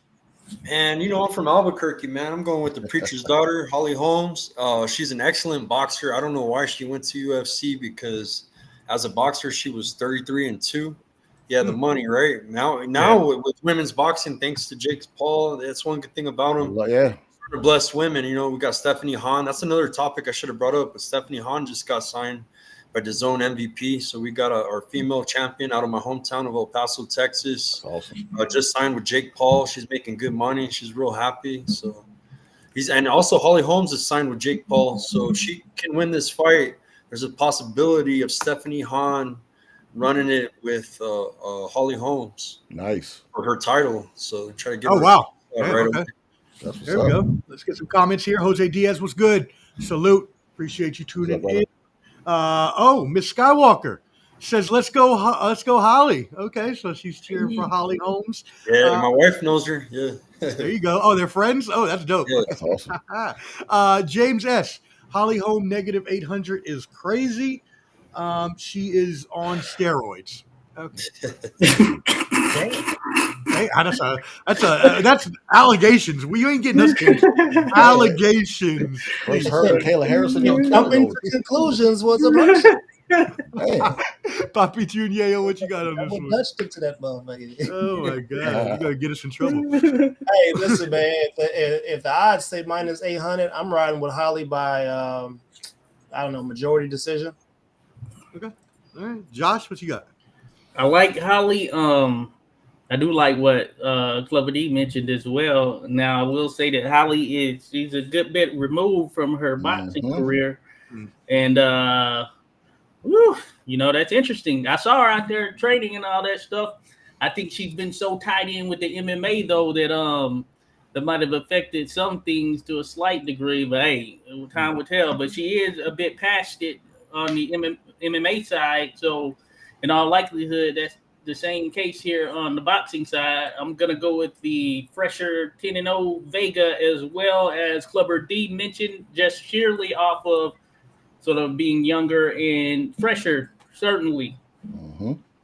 Ditto to everything you just said, Josh. Everything you just said is the same exact reason that I will be picking Vega. I love Holly Holm, but like Clubber D said, also your time's up, bro. Time is up. Father Time catches up to all of us. Damn, y'all act like she didn't box in practice. Like you, I mean, once you got hands, you got hands, right? She threw a front kick right after she started shadow boxing. I said, this is my habit. This is my habit. She threw a front kick. I said, all right. Yeah, I saw her training in there, and I was like, you know what? I don't know. She gonna get disqualified for throwing a kick by accident. It wasn't Tyrone Woodley shot a boxing sparring, but I was like, I know she's better than that. I just has to be just for Yeah, I got kick. It's over. Right. Disqualification. I got Vega by split decision. I do have Holly Holm at least getting a split decision there. She will be game. I think she'll be game. Oh yeah. Which actually, now that I think about it, if the split decision was going to go one way or the other, would probably go at home. Now that I think about it, but whatever. Yeah, all right. Vegas is saying Holly was nice with the hands. I don't know if y'all must don't know. No, she is. Maybe I only know her too much from. She's nice. She was nice to show hands. the worst knockouts. When that old girl hit her, and the ref was just looking at her when she was stuck on her head was stuck on the ropes, and that took years off her life. Skywalker, you wanted to talk about this one. We're starting with you, Raul Curiel, 15-0, 13 KOs versus Victor Rodriguez, 16-0, 9 KOs. They both have a draw on their records as well. What are your thoughts on this fight, my friend? And I got Raul El Cougar Curiel by KO. He's a beast, man. He had a good fight with Alexis Rocha. It ended up in a draw his last fight. Just expect the show. That's all I gotta say. When he's got a fight, he's gonna be one of the fights of the night, man. You guys do not want to miss Raul El Cougar Curiel in action. Excellent fighter. His family's all fighters. He's got a brother too that was a champion as well. And just they come from a long legacy of boxing, man, in Mexico. So just keep your eye open. He's signed with Golden Boy. He's just a monster, bro. And he does have 87% KO percentage, 13 KOs in his 15 wins. By the way, his current rankings, he's top 5 in the WBA and WBC and top 10 in the ring and IBF. He's got good IQ because he's also a lawyer too. Oh. So, yeah. We've interviewed him, right, Papi? A lawyer, that means he's smart, but he decides to get hit in the head for a living. So, I mean, there's a little dichotomy there. But anyways, all right. He's law school and he passed the board and all that. Yeah, so he's... Yayo, what you got on this one? Man, this is a tough one for me. If I was a bet man, I'd be taking Curiel by KO 8, KO 9. But for the purposes of the league, since it's the last week, I'm throwing I throw a Hail Mary every now and then. I'm taking another draw just because in the league, but for betting purposes, I would be KO for Curiel. First of all, I'm going to need you to stop, okay? Don't be trying to take the decision money out of my hands. I am in first place in the decisions. Don't do that. That's good. That's good. It's smart. Josh, what you got on that one? So I had to look up the guy that Curiel is fighting now. Of course, I'm going to go Curiel. Looks like I'm frozen there on the screen, but I hopefully you can hear me. Yeah, I can hear you. Okay, good to go. But yeah, I'm going Curiel, and I think I might have to go with a stoppage as well. Looking at old dude's resume, he's out of Uruguay, and he fought once in Brazil, but everything else was there. And usually it's kind of a toss-up coin flip when you have individuals coming or facing like an opponent of name value, and you really can't make much out of their resume, but it looks like he's got a lot of stoppages, and I don't know if they're really cut out to be what they may seem on paper. So I'm going to go with Curiel via stoppage. Probably get him out of there. If I had to pick a round, I'm going to say 8th round. And I do like Curiel, and I think that Alex Rocha draw it eclipses anything on the resume of the other fighter. So definitely Curiel. Do y'all remember in COVID when that lawyer or that was like in the court case and he actually put the filter on as the cat? Yeah. And he was like, I promise I'm not a cat. That was Josh just now. He was like, I'm here if you can't hear me. That was funny. That's great. I'm going. I can't stop laughing. That wasn't the worst thing that happened. Oh no! Oh, the CNN anchor People got ain't caught. used to have the cameras. Yeah. Got caught wanking on live air. Like, yo, come on, bro! You couldn't have waited. You couldn't have waited till you got off TV in like 45 minutes. Like, damn, dog, it was that important. God, Ray mama got some fishnets on back there. What's she got? When you're in school, yeah. Who's that naked back there? He said for what it's worth, he thought the camera was off. Hey, gotta stay on schedule. I mean, look, I guess if it's that important to you that you need to knock it out right then and there, then okay. Stay on schedule. I mean, I think I could wait a fucking 45 minutes or so until I got off the air. Like, come on, dog. Damn, you must be horny as shit, you old damn nasty motherfucker. That's a hard one to lay down right there, I tell you. I appreciate you, champ. I'm trying my best. I picked all decisions unless it was like pretty obvious they were going to KO him, and those two people that had 94%. I was like, I'm not even going to try to go against it. That being said, I do have a split decision here for Curiel, so I'm going to agree with that. Let's move it on to the. I'll say majority decision before I get skipped. Oh, I'm so sorry. My bad, yo. I got to put it in there. We're good. We're good. Do you have any analysis on this? No. We can keep moving. Okay, yeah, my bad. I had a joke, but I'll keep it for later. No, keep the joke. What is it? No, it's not. It's over with. The time is fast. It hit differently, man. The timing got to be right. Yeah, it's all about timing. It's over with. All right. Cool. All right. So split decision there, and then majority decision for Clubber D for Curiel. So we'll start here. Who we're on now? I got lost. We just did Skywalker. All right, we're on you, Papi Choon, Yayo. So let's go here. We're going with Gilberto Ramirez, 47-1, 30 KOs versus Uniel Dolticos, 27-2, 25 KOs for the WBA, WBO cruiserweight titles. What you got on this? Dorticos, KO 9. Okay, cool. Josh? So, this is an interesting one right here because of the fact that I thought that Dorticos was – I didn't know he was still fighting essentially, but he's kind of a little bit past it.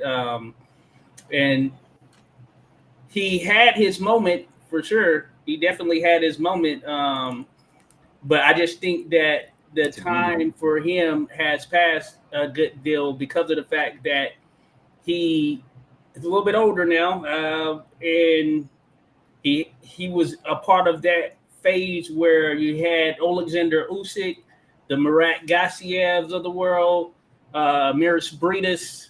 He's a part of that guard, really. And he's got pop for sure. He stopped Andrew Tabiti. But I just think that, he hasn't been as active since that particular time. He was a part of the World Boxing Super Series Cruiserweight tournament. Hell of a tournament right there. Both of those iterations of the World Boxing Super Series were great. And I just think his time is a little bit past. So I'm going to go Zurdo, and I'm going to go Zurdo unanimous decision. I just think, he has too much in the tank for Dorticos at this stage, who has never really overwhelm you with punches or very super active guy, but he does have that eraser, which is always a game changer. But I'm still going Zurdo unanimous decision. Yeah, and he's ranked number one in the ring rankings, which is odd because the other guy is ranked number one in WBA, so that's very odd. But anyways, whatever. They're fighting for the championship. Clubber D, what you got? I'm with Josh on that one. I think Zurdo's going to win. I know that they put Jake Paul in his ranking, and I can see a way for him to weasel that fight to happen instead of him fighting Ja to unify. So I got Zerto by decision. But I feel some tomfoolery is going to happen to where Jake Paul Tomfoolery. might call him out. I love tomfoolery. I love some good tomfoolery. Skywalker, what you got? There was a time when a lot of people didn't believe in Zerto, and they gave him Bivol, right? And a lot of people are like, man, this guy's, he's undefeated. He's got this many fights, but who has he fought? And they would give him criticism. But I got to give him respect, man. Ever since losing to Bivol, he's fought 3 good opponents. He's fought Joe Smith Jr., Arsene Goulamirian, Chris Billum Smith. He's got some momentum. I think that he's going to win this fight by decision, and I think he's improving. I've been seeing some improvement ever since he lost to Bivol, so I'm going to go with Zerto. All right, cool. And Zerto got like 65 fights or something like that. Zerto, they got a bunch of them, close to 50, somewhere around there. They start fighting at 12. He's 47-1, so 48 fights. Yeah, that sounds like some mail order bride type shit right there. That record, his record, he got way too many damn fights for him not to have somebody other than just Bivol on his record. Good point. That's a good point. Yeah, that is a very good point. Good point. 301 total pro rounds he has since he made his debut in 2009. So there you go. All right, let's get some comments here. Jose Diaz, he's been out of the ring too long, and look at his age. That's what they were saying. And then Champ Ross bringing up those old cruiserweight names from a few years back makes me want to ask you guys a question. Do you think Marco Huck is a Hall of Famer? He had like over 15 defenses, if I remember. Josh, our resident historian, start us off here. What do you think? Well, it's interesting. If you look at it on cruiserweight merit, for sure. But if you're weighing it against the grand scale of just boxers in history and in general, no. But I mean, well, it is up to, of course, the deciders there. But I don't think so. If you just look at it on just the larger scale, but he does have. I will say that as far as what he did in his division, definitely beats out some people that are in. Not to name any people, but it beats out some people that are in for sure. But I think just the cruiserweight division, it has been a talented division. It's long been a talented division. Hasn't really gotten as many eyes and all of that stuff. And I think it's always had some pretty solid talent. I just don't know that when you look at it grand scheme in terms of all of the divisions comparatively, I just don't know that he will have enough, even though that's a hell of a feat there. And he went up to heavyweight too, I recall. So he's a beast there for sure. But some high standards there. You look at Usyk, and I would say Briedis is probably one of the guys that I would say it was right there on the cuffs there. More of the guy who I might lean towards in terms of from that class. But very interesting. I don't know though, but worthy from a cruiserweight perspective for sure. I would just on the sole fact of that, because it's one of those non-glamorous divisions. And, we look at when people talk about like Clarissa Shields and other fighters, if it was so easy, then anybody would do it. So I would put him in just on that, and just, and people know that he's in because he was one of the, the title defense, one of the best cruiserweights. And, it's one of those like non-glamorous, like Holyfield, Usyk, all those guys moved up and made belts anywhere else. He was like, I'll just stay here and, run things. Yeah. Man, you can't. Hey, listen, there are no participation awards in the Hall of Fame, if you ask me. I don't think the Hall of, I think the participation award shit ends there. Like, for real, because that's supposed to be like the highest standard of everything that's related to whatever industry it is. And, I feel like if you're a Hall of Famer, there's no debate about it, right? It's undebatable. It's like the undisputed title. That's not how I feel about the Hall of Fame. So it just, I tell fighters all the time about my uncle. I'm like, man, my uncle, he didn't have a perfect record. He wasn't Floyd Mayweather. He was 59-7. But the thing is, he lost to like Alexis Arguello, Boom Boom Mancini, or he avenged certain losses like Ruben Olivares. And he just, if you put your heart and you don't duck no smoke, and and pretty much do majority of the time. You don't have to be perfect to be inducted in the Hall of Fame. You know what I mean? But if But you have to be special. war, yeah, you've been to But war. he has the name. Your Got uncle that has the resume name. with all them names on it. Yeah, you know what I'm saying? That means a lot, bro. Okay, my counter to that is he got 15 title defenses. You can't control who you fight. So you look at somebody like Holly Holm, who was a beast in boxing. Who did she fight that was so great? Or some of these other fighters that are in there, maybe on the female side. So, Well, the women, there's not as many women fighters as there are as male fighters. So that's true. The level of competition, the sheer amount of people that actually fought, that would make they would have to scale. They would have to scale the rewards as far as who they fought and when they fought. I think that's the only difference there, really. And it's not to take away from the women fighters. It's just, if it was easy, he wouldn't have 15 title defenses. I'm not saying that everyone's a bum that he fought, but it's just if it was so easy, he probably have one or two back and forth, back and forth, back and forth, back and forth. But I think if you clean out a division, regardless of the division, you should get that recognition because you are the man at that particular time period in that division. So who's at 160 pounds right now that you're going to say is a future Hall of Famer? Right now, no one's really defended besides Charlo. Like he was undisputed, right? So we're saying Mel. We're saying. I'm sorry. We're saying Who's the other Charlo? Which Charlo was that? Who was that? You saying Jamal Charlo is a Hall of Famer? No. Was that the undisputed one? No. Okay, so this the either one of them. You saying Jamel? I mean, Jamel got a hell of a resume, but Jamel's in there just because of the accolade, but Genovic right now is probably the best. Him, Adamas. We talking about the Hall of Fame, bro. Listen, Hall of Fame worthy in my opinion. No, not Hall of Fame right now. But that's a different era, though. The last one was G, bro. Was Triple G. But you got to think with the era, though. This ain't the era where fighters want to fight the best all the time. A lot of these people want to get paid a lot fighting Johnny Johnson, who work at UPS, and put that on pay-per-view. So that's what they've been doing for the last 5 or 10 years, to where it's hard to say now these new fighters who would be in the Hall of Fame because look at the resumes. Hey, speaking of middleweights, what happened to Boo Boo? Exactly. He was waiting on Canelo forever. Payday. Yeah. He was. I haven't heard HBO. Andrade. Have you guys heard, man? It's like the whole middleweight division fell off, huh? Yeah. We got Jonabek and Adamas, like you said, but we lost Triple G. We lost Boo Boo. They let these guys hold on to these belts for so long, and it ruined everything. Yeah. Yeah, but yeah, it's an interesting thing there. We have some people that we know will be Hall of Famers. Canelo, he's going to be in there. I think Nonito Donaire is going to be another guy that's going to be in there, clear cut.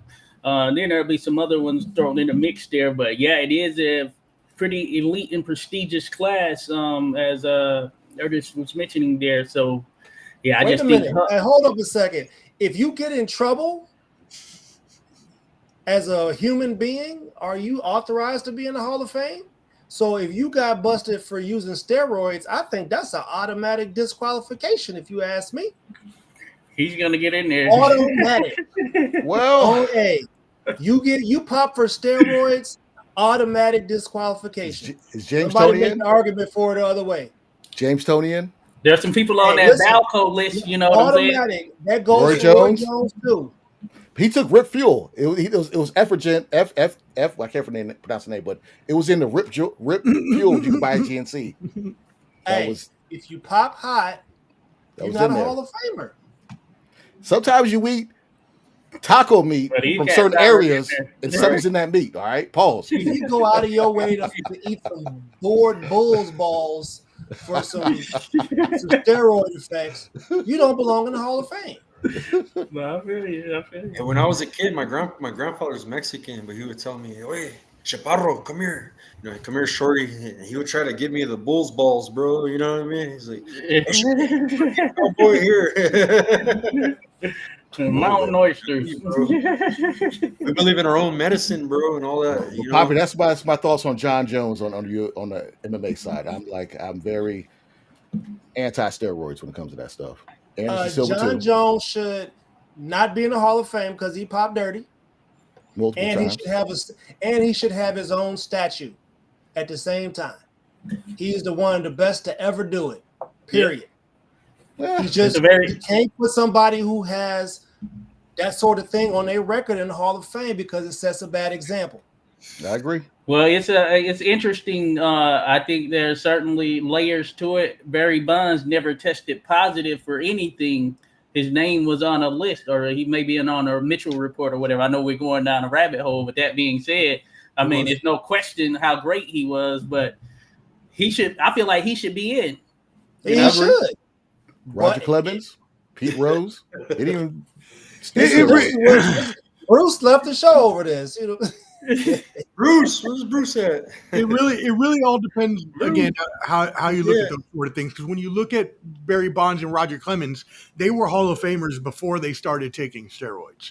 Now, that's right. Did they get exponentially better after? And yes, they did. And yes, their careers got to heights that no players will ever get to, probably, and due to steroids. But at the same time, they would have been Hall of Famers had they never touched it. So there's a little bit of a dichotomy there when you're looking at the situation. But either way, I agree with you, Yayo. If you pop for drugs, performance enhancing drugs that can help you to have a better results or beat other people in your game or whatever the sport is you're playing, then yeah, you should not be allowed in the Hall of Fame because you took liberties.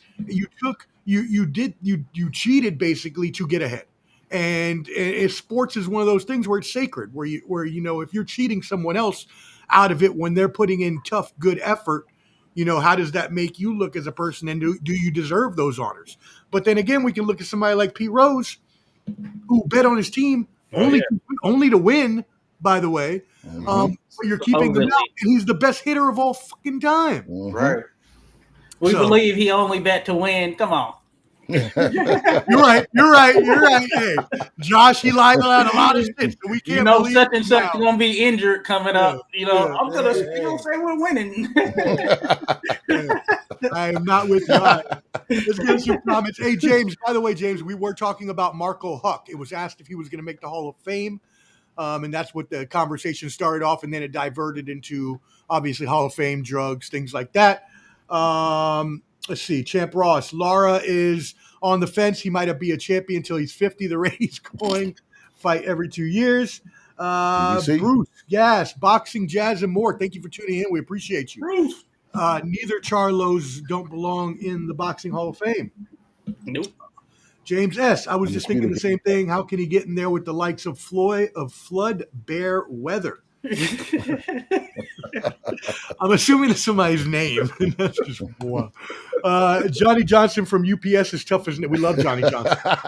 We love Johnny Johnson here. Don't talk no trash. Hey. Let's see what else we got here. Floyd Mayweather. Okay, so back to the conversation we were talking about. Rules are rules. That's what we tried to get across. Puro Sur, thank you for tuning in. Salute.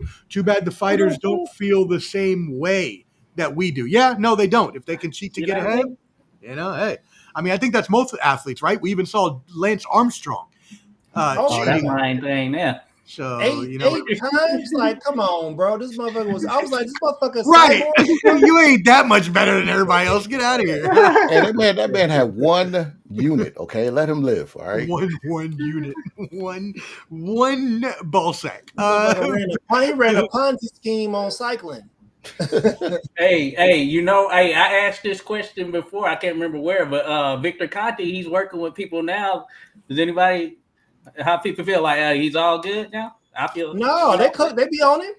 They be on. There better be extra regulations, right? If they're on it, then Caleb Plant's got a bad supply because he gasses out the 6th round. I'm not saying that they are, but I'm saying, but Victor Conte, he was doing all that. Has he cleaned his image? I think personally with Victor Conte, I think that he knows the limits of where everything is and what's the threshold of what's cheating and what's not cheating. And that's why I think everybody rocks with him, because I think he'll get you there legally, and that's about it. And I'm not saying, he's involved with any of that, but I just see a lot of stuff with Snack, But in terms of a lot of people, though.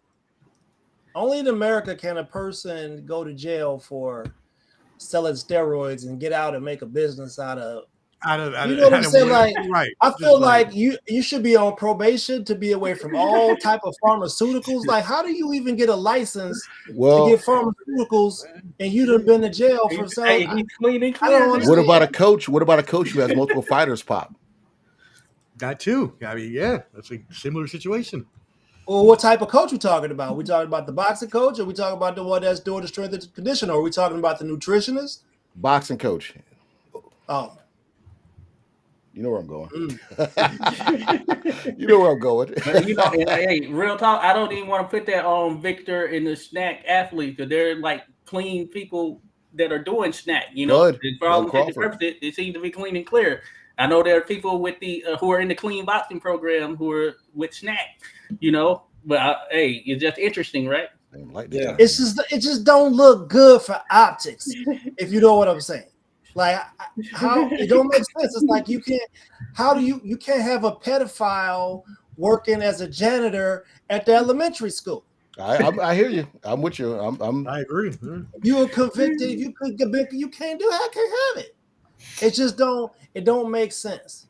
It's just for me. It's just the amount of fighters that he has, and high name, high profile fighters, from Bud to Benavidez to Caleb Plant. He had Garcia to Haney's and all of them work with Conti. Okay, so who all worked with the Canelo team? Because it wasn't like 5 people in his camp. That's what I'm saying. Should we look at a trader? Yeah, So, Oscar Valdez, Andy Reynoso. Yeah, with 5 people in your camp. Does that mean the camp is dirty?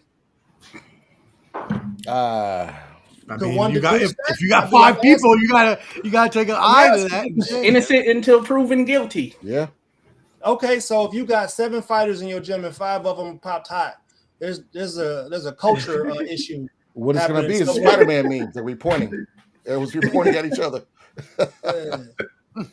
I know. All right, cool. Let's get some more comments here before we keep it moving on the picks. They were Hall of Famers before steroids. Yes, Roger Clemens. Yep. Well, I mean, all right now, Jose. Ty Cobb is the best. I mean, okay, all right, that's fine. He's a great hitter. Man, you know, Jose got that card. Jose got the autographed card in the house, probably. Yeah, racist. How many hits does Pete Rose have, sir? 4,236 hits for a reason, because ain't nobody else close. So baseball players with Ty Cobb were playing were milkmen. Like, come on. They were James Johnson's son. Yeah. They were doing that thing. That's Freddie Jose Fredrickson was eating a playing for Chicago-style dog watching the dude sing the thing at the 7th inning. What's that man? Harry Carey. Be safe out there, James. Come on, brother. Be safe. We appreciate the support, brother, but we don't want you getting into an accident. Be safe. So be safe. I don't want you being with John Johnson. John Johnson. Right. Cool. Let's keep it moving. I lost a place. We got so off of a tangent there. I don't even know where the hell we are. Josh, I think you were up next. Patrice Volney, 19-2 versus Mapanda Kalunga, 11-2. 8-round middle rate fight. What do you got on this? I don't know. I don't think I even know who those cats are. Right there. Somebody said that. Somebody wanted to talk about this fight. Someone mentioned that. Was it you, Skywalker? What do you have on this fight? Yeah, look at my list. I was supposed to give Patrice Volney on the show this week, but I turned it down because I was busy at work. Is that why we're talking about this? Oh, okay. I need to look him up. Patrice Volney is a good fighter. He just lost to Austin Ammo Williams. If you guys remember that fight. Yeah, so no one knew his name until 5 seconds ago, so we don't know who he fighted. I did see that fight. I do know who he is now for sure. He's a Canadian. We're speaking about him, Billy, and all that. So Patrice Volney, good fighter, man. He just lost to Austin Williams. Went the distance with him. He's never been stopped. He's pretty durable guy. He's fighting Honda Kalunga. And so, like I say, he's coming off a loss. So this fight right here might be a lot easier than Ammo Williams. I'm gonna go Patrice Volney. Let me see his KO percentage. He's got 13 KOs out of 19 victories. When's the last time he had a KO? The fight before Austin Williams and the fight before that, he was on 3 straight TKOs and KOs. Then he lost to Austin Williams. So I think he's going to come back with a knockout in this fight. It's an 8-round fight. I'll say round 6. Okay. All right. Cool. Hey, I do remember him now. That Go ahead, Josh. I looked him up. Yeah, he's got some decent size to him too. I'm gonna go with decision, voting unanimous decision. But that being said, I looked at the other guy's stuff. I don't know him, but I'm gonna go voting unanimous decision. All right. Yep. I got voting KO4. All right, Clubber D. I got Kalunga KO7. All right. That up. And I honestly didn't know. I had heard these names, but I didn't know who they were. I've not seen these guys fight, so I'm going Volney majority decision, just because I'm picking decisions, as I said, on most of my fights. Oh, that means I'm winning this. I'm the oddball out. All right, let's go on to the next one. Josh, Jean Pascal, 37-7-1 versus Michael Cieslak, 27-2 for the vacant WBC cruiserweight title. What you got? Man, just when I think Pascal's gonna finally hang him up, that joker pop up in the dang fight, man. I don't know what it is. I just saw this on the thing. I'm gonna go with Cieslak via decision, but man, Pascal, he upset the apple cart before. I will say that. I've liked Pascal, but man, he's been going at it for a good little minute there. You know, I'm gonna go with Cieslak because both of them have a lot of a decent amount of fights, wear and tear. Say who has more wear and tear? Maybe Pascal. Pascal's styles, a lot of it is built on athleticism. I'm gonna go with Cieslak via, I'll say, split decision or majority decision. I'm gonna go majority decision. Cieslak. Wow, yeah, you're not wrong, Josh. He's 42 years old, and also Pascal is a 5-inch height disadvantage and a 7-inch reach disadvantage. Mm-hmm. Holy shit, Clubber D, what you got here? Jean Pascal, he's a guy literally separated his shoulder, popped it back, and still finished the fight. And also, when he fought Bernard Hopkins was doing push-ups.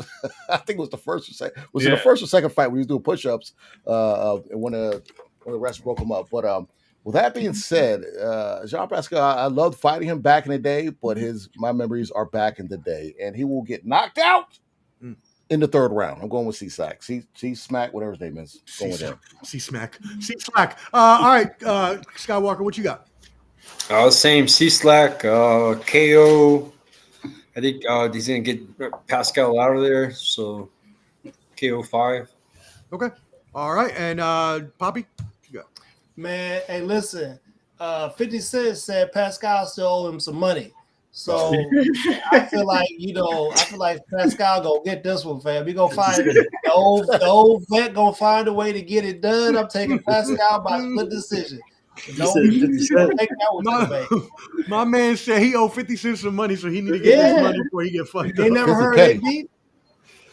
You don't want to get on the bad side of 50 Cent. We've seen what he can do to somebody. He is petty, and I love it. He is petty as shit. Oh, man. Get that man his money back, fam. You know he don't play. Well, let's go to the main event of this Saturday night evening, the big one, the one that Clubber D will call the wannabe. So I'll let him start on this one because he doesn't care too much for Jake Paul. He does care for what he does for the women of boxing, which is good. Save me for the end. Okay, we'll save you for the end. 11-1, Jake Paul, 7 KOs versus Julio Cesar Chavez Jr. 54-6-1 is his record. Clubber D, Lord. I've already said what I had to say about Jake Paul in the past. I do give him credit. He took boxing serious by going to Great Bear when he started. He's done camps. And what he's doing with the female boxing is phenomenal. I think he should be saluted and all that good stuff for that. And he's giving all these women a platform to fight, especially with the all-female card in July on Netflix. But he's going against Chavez Jr., who everyone thought was going to be the next big thing. I stopped being a fan of him when he was fighting Sergio Martinez and they had the 24/7 on HBO. And he was already 2 hours late to his practice with Freddie Roach. And when Freddie Roach knocked on the door, his mug was in his drawers, no shirt, eating cereal. And they're like, what are you doing? Goes, I guess I have practice. At that point, during the 24/7, so all you boxing fans know what 24/7 is. It was great. At that point, I stopped rocking with him. I thought this dude's a trash bum. Quit against Danny Jacobs. His last fight, I thought he lost to Uriah Hall MMA guy on Jake Paul's fight against Mike Perry. So I got Jake Paul knocking him out. Oh, wish I had it. No, actually, I take that back. It'll be a decision for Jake Paul. I thought I had him knocking him out, but I don't. All right, decision Jake Paul. Josh, what you got on this? I same thing. I got decision Jake Paul. I think that where I saw Chavez in there training, and he looked like a shell of an old shell of himself, basically. And I think that I figured this fight would happen when Jake Paul started taking some of these fights. I thought it would have happened sooner than now, but of course, I think a lot of that was Chavez is doing because he's pretty much been 1 foot in, or at least a half a foot in, and the rest out of the game here for a good little period. But I think it's a decision for Jake Paul, though. All right, Jake Paul decision. Hold on. What majority or? I'm gonna go unanimous decision. Actually, unanimous decision. And Clubber D, what'd you have again? My bad, I forgot to write unanimous. KO. It was a KO, right? That decision. I thought I was gonna do, but I looked at I didn't want to change from my pick already. But I had majority decision, but I thought it would be a KO. I thought I'd pick KO, but I didn't. Okay, so majority decision. All right. Do you want KO? I can change it. Yeah, I'm not gonna change it because if I change it now, so I can change for Champ Ross, and I don't want to go back. I want to stick with what I got. Stick my guns. All right, sounds good. Yayo, what you got on this? This shit is a trap. Uh-oh.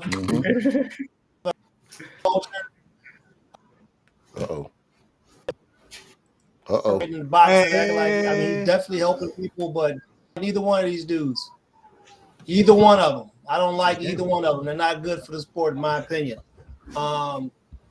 So I'm taking a draw. I don't give a damn one way or the other. I'm sorry, man. Right. It's embarrassing, bro. Mexico is a very prideful country, and your father was one of the best to ever do it. And if you didn't want to have your heart all the way in it, you should have got the fuck out. You know what I'm saying? That's it. That's how I feel about that. And then Jake, man, you are a culture vulture, bro. Thank you for what you're doing for the women's boxing, but you got to put some respect on the sport. And what you did with Mike Tyson is legendarily, it's just foul. And I want the record to reflect. That's how I feel about it. I mean, you're not wrong. A lot of people feel the same way. It's hard because Chavez is older now. He's already lost 6 fights. It's not like he's going to win a championship. So, I mean, do you want to take the last amount of remaining boxing years he has out of him? And if he wants to make money, it's like, it might be a joke, but at least he's, trying to make some money for the last of what he's got now. A promoter, bro. He lost to Anderson Silva in boxing. Be a promoter. I'm just saying. Okay. All right. I'm just saying. He got the back. All right. Josh, what you think? In terms of the Paul Chavez fight. Did you go? Yeah, I went so Chavez. Skywalker. Oh, that's right. Skywalker, go ahead. That's right. Skywalker wanted to go last. That's right. Yeah, man. Julio Cesar Chavez, he came in and they did their media workouts. Like Josh was saying, he didn't look too sharp like he did in the past. When he fought Canelo, he was a lot better back then. When he fought Daniel Jacobs, man, that was a crazy fight. I don't know if you remember the audience throwing shit at him. Throwing shit. That was crazy. His dad. I love his father, bro, and I'm cool with his uncle. Shout out to Polo Chavez and the Chavez family. That they even got their own live TV show in Mexico that covers them. It's a reality show, Los Chavezes, and nice. It's about their whole family. And the father, Julio Cesar is my GOAT.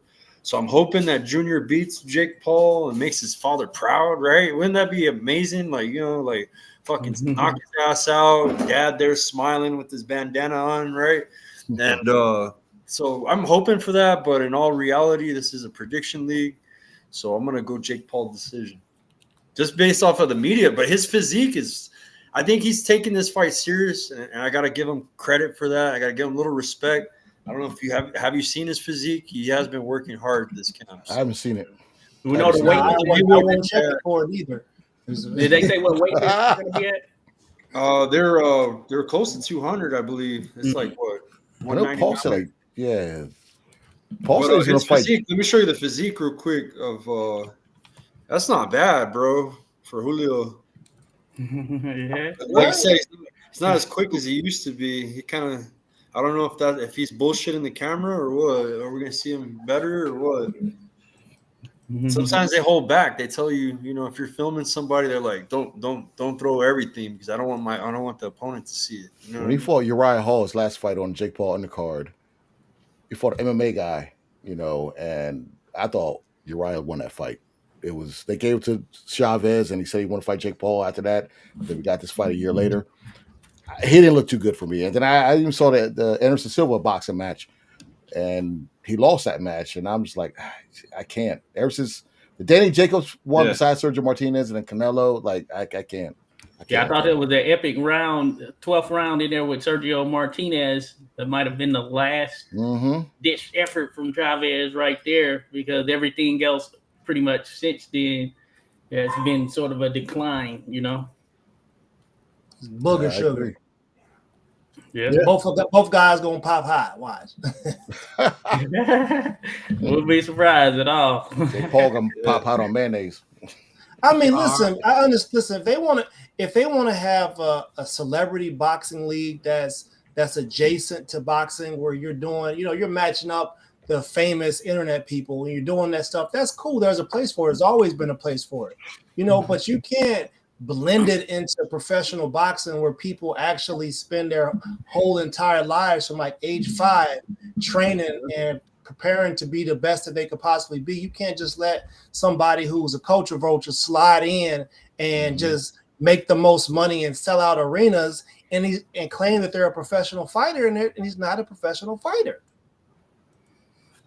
Whoever's sanctioning this shit is crazy. But that's the sad state of boxing, unfortunately. Yeah, it is interesting because you've always had these novelty fights, but this is an instance where the novelty fights are bigger than like the legit fights. You know what I'm saying? Which is crazy. Cleaning up.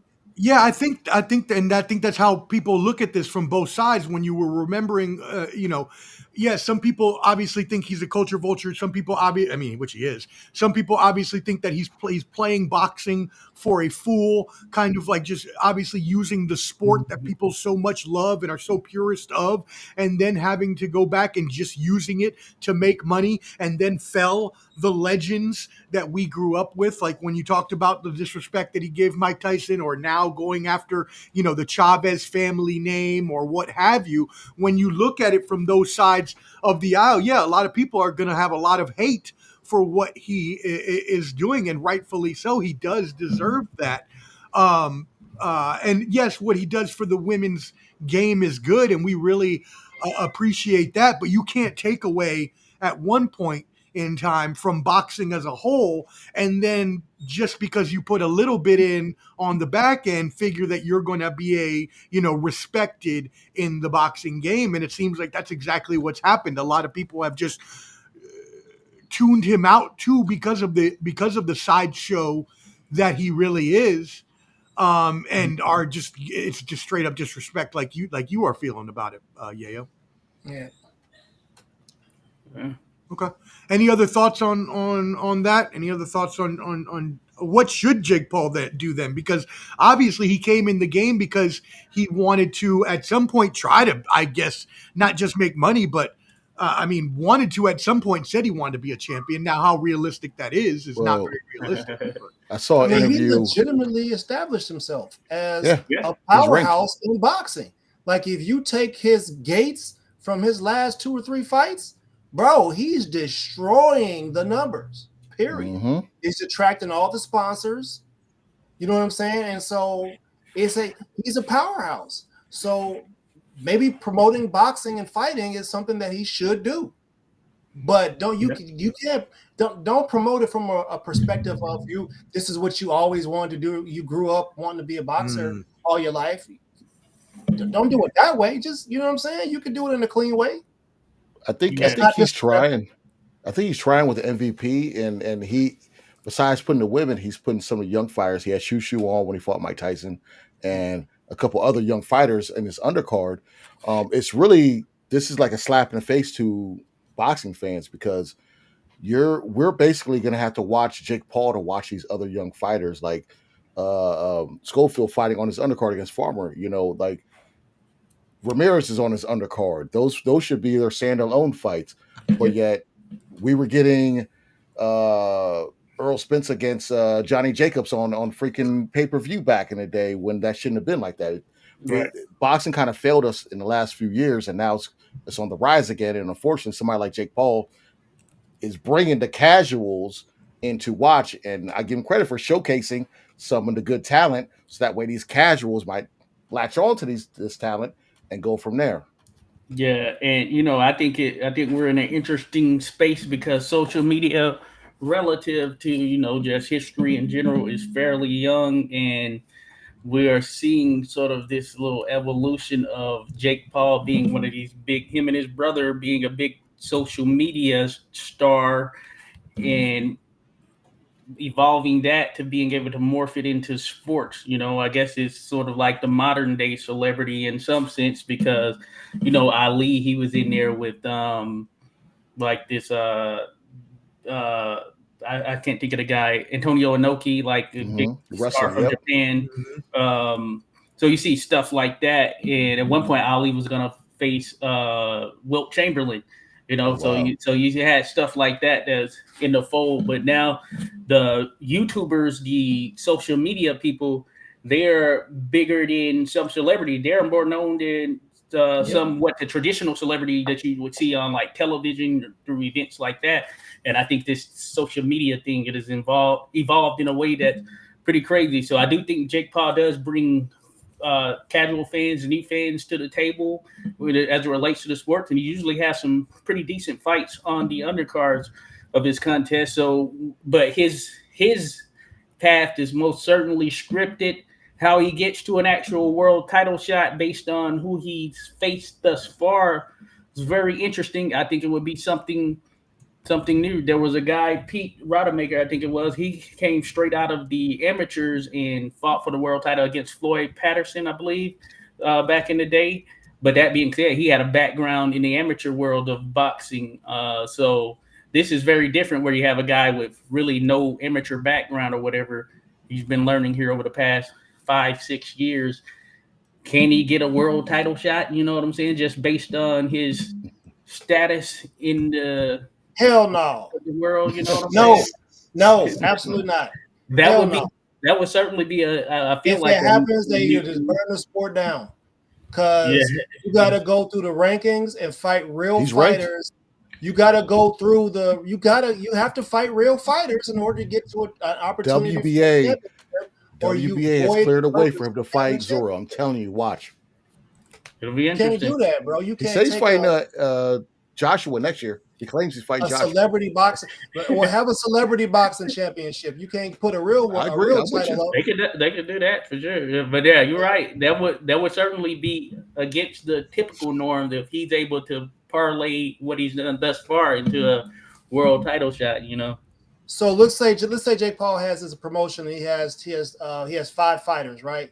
And one of the girls that we know, the Stephanie Ha, I think she signed to him, right? So let's say Jake Paul could take his 5 best girl fighters and have a do-off with Eddie Hearn, and it be in a legitimate event where he's not pretending to be a professional boxer, and the girls are duking it out to see who's the best between the two teams, right? Well, he promoted Serrano versus Taylor, didn't he? On Serrano's side in Madison Square Garden. Yeah, so, and then the second one was on his fight with somebody. Mike Tyson. Okay, Tyson. Yeah, so he had the legit fight, that was people were anticipating on there. So interesting. Yeah, very interesting. We'll see what happens in the future with this. We'll see if he actually gets a title shot. Obviously that loss in the last fight hurt him. So, or was it a draw? I can't remember what he got. Anyways, it doesn't matter. So we'll see what happens there in the future. Let's get a couple comments in here. Jose Diaz, if you want to become a champion, you have to change your life around 100. I guess you mean 100%. Yeah. Or you have to change your whole life. Got it. Cool. Yep. Who saw this fight? Who watched this nonsense? That was like country box, man. I thought you'd be there. Hey, There were so many people there. Hey, the old head I'm had not to wasting my win. time. There was so many people in the building. It was crazy. A lot of people. Hey, man, Charleston got some heads. Y'all better quit playing That with that was little dude. hilarious. Hilarious. And that country box girl with the tattoos on her neck was twerking at it. Man. I don't know how that tattooed face fuck keeps ending up in my algorithm, but somehow he does, and I'm getting really pissed off seeing his face all the time. Hey, He's so stupid. Unc be putting people up on game. Let's see. Champ says Zerto will beat the brakes off him. You see how much bigger he was, not to mention the boxing skills. There's level. I agree. Yep. WBA in bed with Jake Paul. Pudo so it's happened before. They give out email titles every quarter. They've done that. They have done that. Boots. Haney was one. It's a couple out And there. look, I don't typically get my sauce out, but y'all do know those draws are worth 25 points, right? Interesting. See? Interesting. I had about 5 of them, didn't I? Hey, Boots is the newest email champ, right? Yeah, he was the email champ. Yeah. So Boots, he got another elevation or something. Now when he got the IBF. Oh, yeah, he got it. Okay, yeah. Hey, Skywalker, what was your pick for that Paul Chavez fight? I'm gonna go Jake Paul decision, but I'm hoping that Junior makes senior proud. What kind of decision? Unanimous. Okay, and I'm going split decision for Jake Paul. All right, well, you wanted to talk about this fight, Skywalker. This is your boy, so we're going to start with you. Last 2 fights here before we get out of here for the night. Vince Barras, 23-1 versus Sada Twaworkham, 24-3. This is on Sunday. What you got? And Vince Kamikaze Paras, he's a beast, man. He's tested himself at the high level. This is just an easy fight for him. His opponent's pretty good, though. Opponent's got a few losses, got a lot of experience. But I got Vince, man. Vince has been training hard. I got a picture of him the other day at one. He's shredded now. But he's gonna do good, man. I think Vince will get a stoppage. He's coming off of another TKO victory as well. So, all right, cool. Yeah, Vince Paras KO 6. Paras KO 6. All right. Anyone else have thoughts on this one? Paras split decision. Paras split decision. Josh. I'm gonna go with Paras.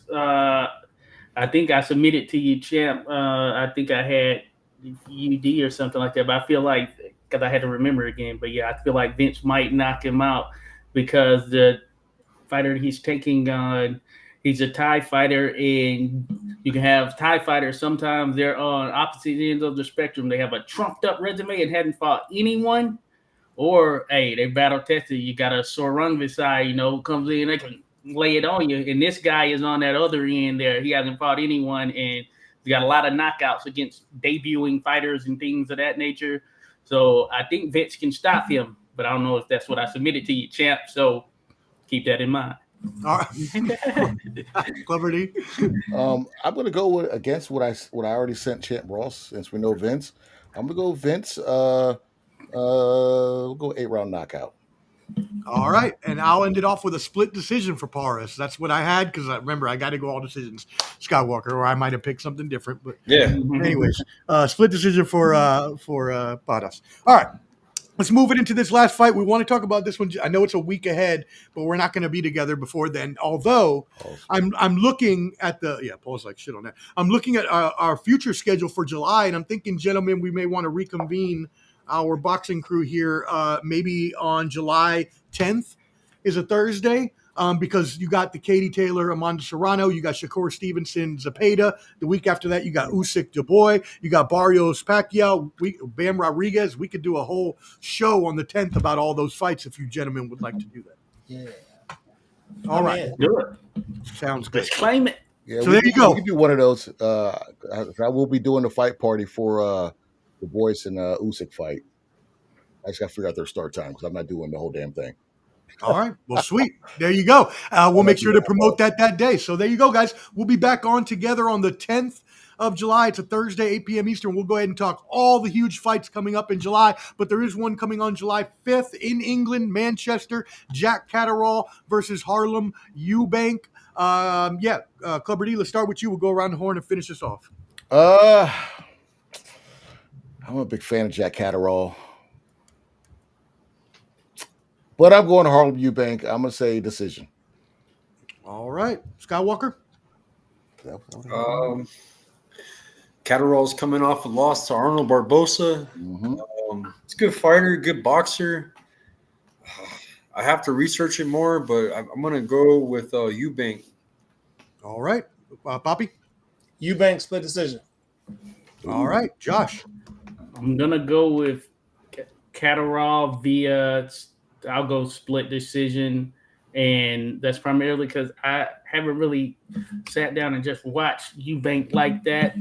But I know he's been putting in some work or whatever. So this is going to be a step up for him. Of course, the experience is on the side of Catterall. Catterall SD.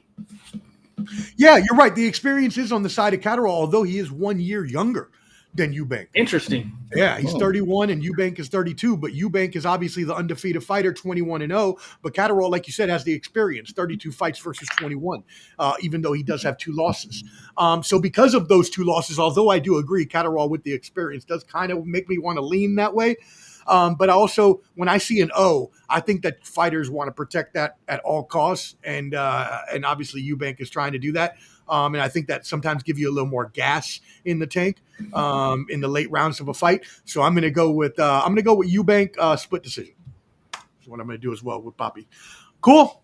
All right. Well, hey, we really appreciate everybody tuning in today. What an amazing show. Thank you for sticking with us 2 hours long, everybody there in the chat. And most importantly, Champ Ross, who, again, continues to do Yeoman's work by doing this group for us and having these, leaderboards and everything that he does. So shout out and salute to Champ, first of all. And second of all, get in this group with us, y'all. It's awesome. And the more people that get in, maybe these prizes will go higher. Hint, hint, Skywalker. But anyways, if y'all want to get in, make sure you holler at us. We'll get you that information. But please make sure you subscribe to all of these channels. You got Skywalker Boxing Media on YouTube, Skywalker Boxeo on Facebook. You got Josh 86 Boxing. There's actually 2 groups on Facebook and 2 YouTube channels. So make sure you find both of them, the yellow and the black logo. Papi Choon Yayo's on IG. I think he had started a YouTube too, but I'm not sure. Did you start? I got a lot of stuff cracking. Y'all just hold on a second. I'm gonna have a code for you to just take a picture of. There you go. Okay, yeah, get one of those QR codes up there like we got, because at that QR code up top, y'all, take a picture of that. You can find us at Ball and Buds, BALLANDBUDS. Please make sure you subscribe to that as well. There, you'll be able to find Clubber D's YouTube and Clubber D's TikTok are both up there at that QR code as well. So make sure you give that a click and go subscribe to all those channels. Cool. And everybody hit that like button on live or on the replay. Go ahead, Clubber D. What you got? Check us out. And Clubber D on YouTube. Check me out. I'm working on a Liver King short because he just got arrested for trying to go to Austin and fight Joe Rogan. He's out right now, and he's still talking crazy. I'm going to do a little more research. But look out, I will have a Liver King short coming up. Yep, and that's Clubber D, not to be confused with his TikTok, which is Clubber.D. So there you go. I would pay money to see Joe Rogan give my man a leg kick, bro. If you notice in all those clips, he like, it'd be an honor to get choked out. He keeps talking about getting choked out. No, what you need to be worried about is that leg kick to femur being broke. Right. Joe gonna have him in a wheelchair. Hey, what if Joe gave him a liver kick? All right, Skywalker, you got anything else for the people? Check out Mo Boxing, no problem, man. That's the network. Oh yeah, salute, definitely. Yeah, man. I got a fight July 12th in El Paso that we got Andreas Ray, the Trouble Kid. He's in action, and we also have Abraham Perez, the Hammer. He's on that card as well. We have La Baquina Nayeli Rodriguez that we just interviewed. She's going to be on that card. Poison Ivy Enriquez, that's another good fighter that's going to be on that card. It's King's Promotions. And also this Friday, we got Jason Sanchez from Albuquerque. He's out there at 2300 Arena in Philadelphia. He's fighting on King's Promotions against Julian Gonzalez. And it's going to be a good fight, man. Good luck to Jason out there. Man, I always got a lot of friends that are fighting, man. But, yeah, just follow me on Skywalker Boxing Media and Skywalker Boxeo on Facebook. Mm-hmm. Yeah, Josh, I'm gonna post this link again real quick here. What you got? Anything else for the people to let them know? Just salute 86 Boxing. Gonna be dropping a video tomorrow, likely. It's gonna feature Joe Gans. There you go. And y'all make sure you support there. That link right there is where you can support Josh and the rest of the team. We really appreciate you supporting us here and tuning in today. Again, please make sure you subscribe to all these channels. We will be back July 10th, 8 p.m. Eastern, so mark it on your calendars. And lastly, let me not forget Country Box next Tuesday. Make sure you tune in. Shannon the Cannon Briggs, former heavyweight champion of the world, will be fighting. So I'll get that exclusive interview with you. Also, if you want to see Oliver McCall no-selling my interview halfway through and throwing the microphone down, you should probably check that video I posted today. We got Sergey on that card too. Sergey Derevchenko. Oh, Derevchenko's coming back. Good. Yep. Good. I'm going live for that one. I love to cook on that. They got some heavy hitters. When I saw the Aiden Ross joint, I was like, wait a minute, is that Country Box? I'm like, oh snap, they're at Country Box. That's funny. They got live for that one. The Troubadour Theater. The Troubadour. Yeah, y'all should go live, and I'll check in live with y'all there. I'll check in from my mobile phone. Maybe I can get Shannon to go live on an interview with y'all on there. Let's go, champ. Oh, that'd be dope. Yeah. Okay, cool. So yeah, y'all again, make sure you subscribe, tap in with everybody. We appreciate it. See y'all July 10th, 8 p.m. Eastern. Hello. 5,000. He's with the millions. It's that world heavyweight flow. Championship belt wrapped around my waist, yo. I got that Ric Flair figure flow. Slam you on the pavement, that's why they call me Street Pro. Create heat on beat close. Like Jordan after the second time he three-peated, folks. Get ready, set, let's go. Fight toe to toe, release the flow created by this mic pro. Lights, camera, get low. Action packed, back to back. In fact, this monster will grow. Y'all better let him know. Man with the master plan, and you have no need to know. Hard like winter cold. Bust these fools, anything less than killing whack rappers is a crime. I stay trying to get mine. Stacking value, packing venues, winning over time. Ain't no fine timeline. Open your eyes, you're looking for the best, and this is what you find. Game is only for the bold. You came prepared, now get ready for the show. Introducing from parts unknown, your UFC and combat sports insider, Clever D the